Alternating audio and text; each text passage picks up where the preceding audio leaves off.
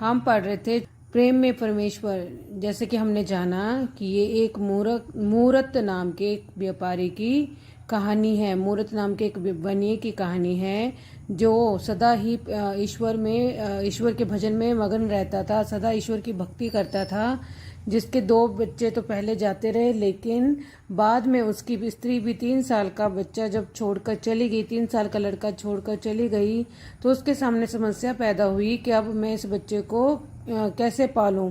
पहले तो उसने सोचा इसके ननिहाल छोड़ दूं, लेकिन फिर उस बच्चे के साथ मोह पैदा हो जाने के कारण उसने उस बच्चे को अपने साथ ही रखने का निश्चय कर लिया। लेकिन भाग्य का खेल देखिए, जब वो 20 साल का हुआ तो भगवान ने उसे भी अपने पास बुला लिया। 20 साल के उस युवक की भी मृत्यु हो गई। इससे मूरत बहुत आहत हुआ और उसे ईश्वर पर से विश्वास उठ गया। अब वह ईश्वर की ना तो भक्ति करता, ना मंदिर जाता, ना पाठ आदि करता था। वह बार बार ईश्वर को ही इस बात के लिए दोषी बताता कि तुमने मेरे साथ तुम मेरे लिए बहुत निर्दयी हो, तुमने मेरे लिए बहुत बुरा किया है, इसलिए मैं तुम्हें माफ नहीं करूंगा। या इस तरह से वो एक तरह से भगवान से नाराज हो गया और किसी भी प्रकार की भक्ति अब नहीं करता था। कुछ दिनों में उसके पास उसका एक मित्र आया जो कि 8 सालों से तीर्थ यात्रा पर गया हुआ था। तो उसने अपने मित्र को बताया, देखो मित्र, मेरे साथ कितना बड़ा अन्याय हो गया, मैं तो कितना दुर्भागा हो गया हूँ। मेरे साथ मेरे परिवार का कोई भी नहीं बचा। अब तो मेरी भगवान से यही प्रार्थना है कि भगवान मुझे जल्दी से अपने पास बुला ले। तो उसका मित्र उसे कहता है, नहीं दोस्त, ऐसे नहीं कहते, ऐसा क्यों कह रहे हो? और तुम्हें अगर तुम्हारा जो शोक है, तुम्हारा जो दुख है, उसका मूल कारण, उसका मुख्य कारण तो यही है कि तुम अपने दुख को दुख मानते हो और दूसरों के सुख में सुखी नहीं होते हो। तो जब मूरत ने पूछा कि मित्र बता दो, तो अब मैं क्या करूं, इसका उपाय बता दो। तो मित्र ने उसे उपाय बताया कि तुम परमात्मा की निष्काम भक्ति करो, जिससे तुम्हारा मन जो है वो शांत भी हो जाएगा और शुद्ध भी हो जाएगा। तुम्हें किसी तरह की कोई तकलीफ नहीं रहेगी। अब मूरत दिन रात भगवत गीता, भक्तमाला आदि ग्रंथों का श्रवण, पाठन और मनन करने लगा। जो मूरत पहले रात रात भर जागकर अपने बेटे के लिए रोया करता था, वह अब रात को जाकर पाठ आदि किया करता था और उनके उपदेशों पर विचार करता था। इसी तरह से वो एक बार शबरी और सुदामा की कहानियां पढ़ रहा था, तो उसके मन में ये भाव उत्पन्न हुआ कि क्या उसे भी भगवान के दर्शन हो सकते हैं। ये सोचते सोचते उसकी आंख लग गई। तभी उसको बाहर से किसी ने पुकारा, मूरत मूरत, याद रख, कल मैं तुम्हें मिलने के लिए आऊंगा, मैं कल तुम्हें दर्शन दूंगा। तो जैसे ही मूरत उठा और दुकान के बाहर जाकर देखता है तो उसे वहां पर कोई भी दिखाई नहीं देता। तो मूरत वापस जाकर सो जाता है। दूसरे दिन प्रातःकाल जब उठकर पूजा पाठ करके भोजन बनाकर मूरत अपने काम धंधे में लग गया, तो उसे रात वाली बात भूली नहीं थी। रात्रि की बात, रात में जब बाहर बर्फ पड़ी थी, तो उस बर्फ को हटाने के लिए, बर्फ के ढेर लगे थे, तो उस बर्फ को हटाने के लिए एक कुली आया। कुली होता है मजदूर, है ना। और मूरत अपने ही धुन में बैठा हुआ था, अपने ध्यान में मगन बैठा हुआ था। तो जैसे ही वो कुली आया तो मूरत ने समझा कि कृष्ण भगवान आए। उसने आंखें खोलकर देखा तो लालू बर्फ हटाने लगा था। उसने हंसकर कहने लगा कि तुम तो लालू हो और मैंने समझा कि कृष्ण भगवान आ गए हैं। अरे मेरा दिमाग भी पता नहीं कहाँ चला गया है, मैं तो तुम्हें कृष्ण भगवान समझ बैठा था। लालू बर्फ हटाने लगा कि लेकिन बूढ़ा आदमी था। सर्दी के मारे वह कांप रहा था। बूढ़ा आदमी था और ठंड के कारण वह बर्फ नहीं हटा सका, तो थककर बैठ गया और ठंड के मारे कांपने लगा। मूरत ने सोचा, चलो लालू को ठंड लग रही तो इसे आग तपा दी जाए। मूरत ने लालू को अंदर बुलाया और आग तापने का न्योता दिया कि आओ आकर हाथ सेक लो। तो लालू दुकान में आकर धन्यवाद करके बैठ गया। तो मूरत ने कहा, भाई कोई चिंता मत करो, बर्फ मैं हटा दूंगा, तुम तो बूढ़े हो गए हो, ऐसा ना हो तुम्हें ठंड लग जाए। तो लालू ने देखा कि वह लालू ने उससे प्रश्न पूछा कि तुम किसकी राह जो रहे थे, तुम किसका रास्ता देख रहे थे, मतलब तुम किसका इंतजार कर रहे थे। तो मूरत ने कहा कि क्या कहूँ, रात को मैंने तो सपना देखा और सपने में मुझे जब आवाज आई कि मतलब मूरत मूरत, तो मैंने बाहर आकर देखा तो मुझे कोई दिखाई नहीं दिया। तो उस आवाज ने मुझे कहा था कि मैं कल तुम्हें दर्शन दूंगा। तो इसी चक्कर में मैं बैठा देख रहा था। तो मैं बैठा भगवान की राह देख रहा था और तुम आ गए। लालू, तब तुम्हें भगवान से प्रेम है। जब तुम्हें भगवान से प्रेम है तो तुम्हें भगवान अवश्य ही दर्शन देंगे। और तुमने आग न दी होती तो मैं सच में मर ही गया होता। मूरत भाई लालू, क्या बात हुई? इस दुकान को अपना ही घर समझो और जब भी तुम चाहो तो यहाँ पर आकर आना, मैं तुम्हारी सेवा करने के लिए तैयार हूँ। लालू धन्यवाद करके चला गया। उसके पीछे एक सिपाही आया, उनके पीछे एक किसान आया, फिर एक रोटी वाला आया। सब अपनी अपनी राह चले गए। उसके बाद एक स्त्री आई, वह फटे पुराने वस्त्र पहनी हुई थी। उसकी गोद में एक बच्चा था। दोनों शीत के मारे कांप रहे थे, दोनों को ठंड लग रही थी तो ठंड के मारे वो दोनों कांप रहे थे। मूरत, माई बाहर ठंड में क्यों खड़ी हो? बालक को जाड़ा लग रहा है, भीतर आकर कपड़ा ओढ़ लो। मूरत ने उसे कहा, माई बाहर क्यों खड़ी हो, अंदर आ जाओ, और बालक को ठंड लग रही है, अंदर आके कपड़ा ओढ़ लो। स्त्री भीतर आई। मूरत ने उसे चूल्हे के पास बिठाया और बालक को मिठाई दी। मूरत, माई तुम कौन हो? स्त्री, मैं एक सिपाही की स्त्री हूँ। 8 महीने से ना जाने कर्मचारियों ने मेरे पति को कहाँ भेज दिया है, कुछ पता नहीं लगता। जब मूरत ने उस स्त्री से पूछा कि माई तुम कौन हो, तो उसने बताया कि मैं एक सिपाही की स्त्री हूँ और 8 महीने से कर्मचारियों ने मेरे पति को न जाने कहाँ पर भेज दिया, उसका कुछ भी पता नहीं लगता। और गर्भवती होने पर मैं एक जगह रसोई का काम करती थी। ज्यों ही यह बालक उत्पन्न हुआ तो उन्होंने इस भय से कि 2 जीवों को अन्न देना पड़ेगा, मुझे निकाल दिया।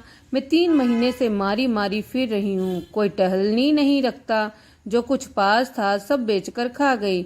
इधर साहूकारिन के पास जा रही हूँ, शायद नौकरी पर रख ले। तो अब जब वो स्त्री अपनी कहानी सुना रही है तो कहती है कि मैं जब गर्भवती थी तो इस तरह से मारी मारी लोगों के घर में फिरकर काम करती थी, लेकिन जैसे ही मेरे बेटा पैदा हुआ तो लोगों ने इस भय से कि अब 2 जनों का खाना देना पड़ेगा तो मुझे वहां से निकाल दिया। इस तरह मैं 3 महीने से यहाँ से वहां मारी मारी फिर रही हूँ, मुझे कोई भी नहीं रखता। जो कुछ पास था सब बेचकर खा चुकी हूँ, अब तो मेरे पास कुछ बचा भी नहीं है।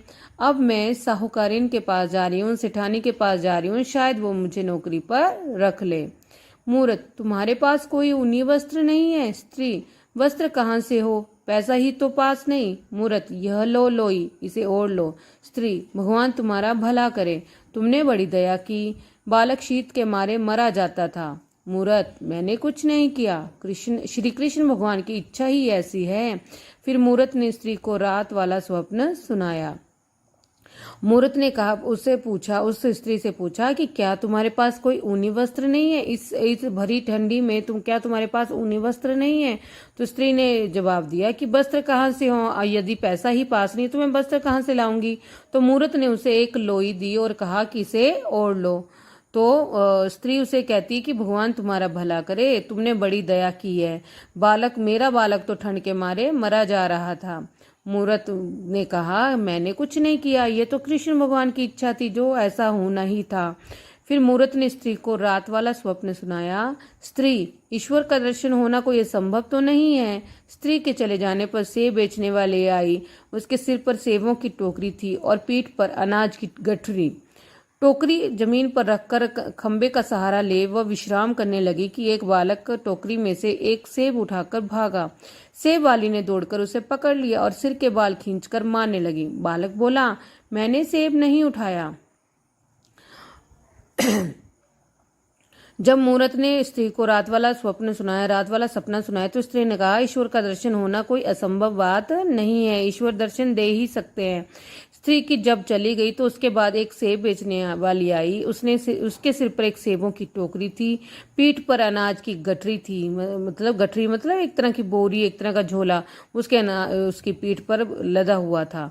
उसने टोकरी जमीन पर रखकर खंबे का सहारा लिया और वहां पर विश्राम करने लगी कि तभी एक छोटा बालक वहां आया और टोकरी में से एक सेब उठाकर भाग गया। सेब वाली ने दौड़कर उसे पकड़ा और सिर के बाल खींचकर मारने लगी। बालक बोला, मैंने सेब नहीं उठाया। बालक कहता है कि मैंने सेब नहीं उठाया।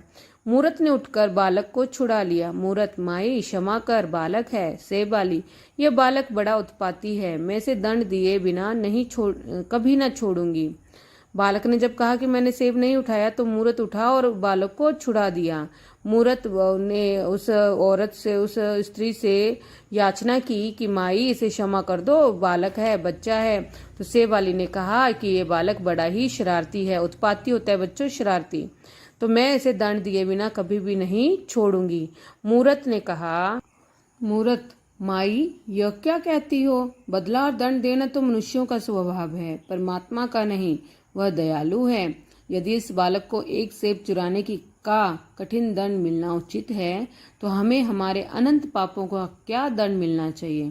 तो मूरत ने उसे समझाते हुए कहा, उस स्त्री को समझाते हुए कहा कि माई ये क्या कह रही है कि उसे एक सेब चुराने के बदले में दंड मिलना चाहिए।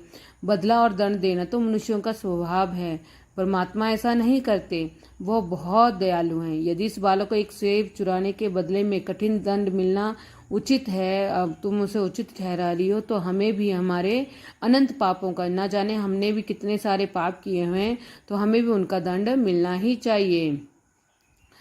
सेब वाली, यह सत्य है, परंतु ऐसे बर्ताव से बालक बिगड़ जाते हैं। मूरत, कदापि नहीं, बिगड़ते नहीं अपितु सुधरते हैं। सेब वाले ने कहा, ये तो तुम ठीक कह रहे हो कि हम लोग बहुत बड़े पापी हैं और हमें सजा मिलनी चाहिए, लेकिन ये बालक इस तरह का जो बर्ताव कर रहा है, इस तरह का जो बिहेवियर कर रहा है, इससे तो बालक बिगड़ जाते हैं। तो मूरत ने कहा, कदापि नहीं, कभी भी नहीं, बिगड़ते नहीं हैं अपितु सुधर जाते हैं। सेब वाली टोकरा उठाकर चलने लगी कि उसी बालक ने आकर विनती की, माई यह टोकरा तुम्हारे घर तक मैं पहुंचा आता हूँ। सेब वाली अब टोकरा उठाकर वहां से चलने लगी कि उसी समय उस बालक ने आकर उससे प्रार्थना की कि माई ये टोकरा मैं तुम्हारे घर तक पहुंचा देता हूँ।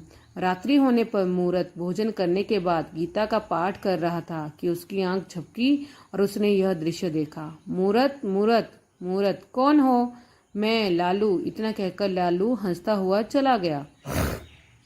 रात्रि होने पर मूरत ने भोजन किया और भोजन करने के बाद गीता का पाठ कर रहा था कि उसकी आंख झपक गई और उसने यह दृश्य देखा। वह देखता है कि कोई आवाज लगा रहा है, मूरत, मूरत।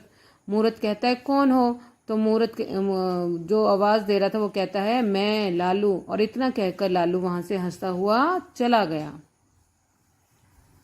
फिर आवाज आई, मैं हूँ। मूरत देखता है कि दिन वाली स्त्री लोई ओढ़े बालक को गोद में लिए सम्मुख आकर खड़ी हुई, हंसी और लुप्त हो गई।